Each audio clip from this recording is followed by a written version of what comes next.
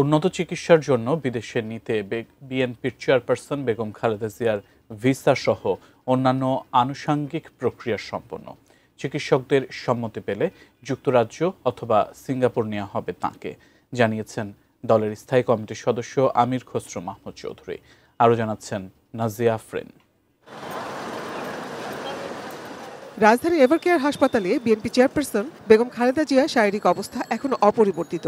তার চিকিৎসার জন্য গঠিত মেডিকেল বোর্ডে বুধবার যুক্ত হন যুক্তরাজ্য ও চীনের বিশেষজ্ঞ টিম। এদিকে সার্বিক নিরাপত্তার জন্য বুধবার সকাল থেকে বিজিবি মোতায়েন করা হয় হাসপাতাল প্রাঙ্গণে। আগে থেকেই রয়েছে এসএসএফ এর নিরাপত্তা।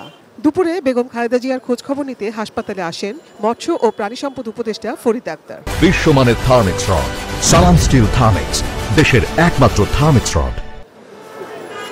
গত 23 নভেম্বর প্রচণ্ড শ্বাসকষ্ট নিয়ে হাসপাতালে ভর্তি হন খালেদা জিয়া।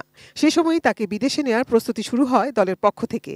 এখন অপেক্ষা দেশি বিদেশি চিকিৎসকদের সমন্বয়ে গঠিত মেডিকেল বোর্ডের সিদ্ধান্তের। লন্ডনে নিয়ে যাওয়ার বিষয়টা তো প্রথমেই সামনে চলে আসছিল এবং এটার জন্য যে এয়ারক্রাফটের ব্যবস্থা এবং ওনার ভিসা ইত্যাদি এগুলো সব সমাপ্তি হয়েছে। তো সুতরাং ওনার লন্ডনে যাওয়ার একটা সম্ভাবনা ছিল, সেটা একটা বিষয়।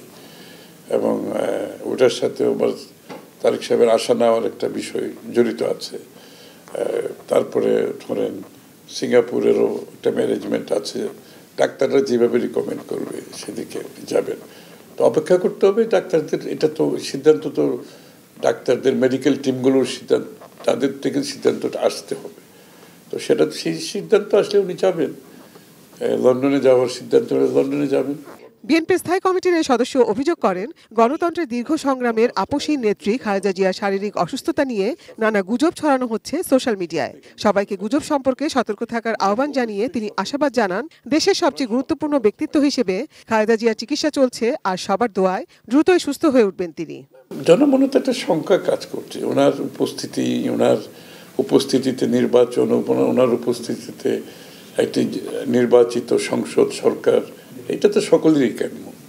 তো সকলেই দোয়া করছে আল্লাহ যাতে আমরা সেইটা পেতে পারি, আগামী দিনে সেটা আমরা অ্যাচিভ করতে পারি, সেটা সবার জন্য দেশের মানুষও দোয়া করছে এবং সকলে চায় উনি দেখে যাক একটা গণতান্ত্রিক বাংলাদেশ।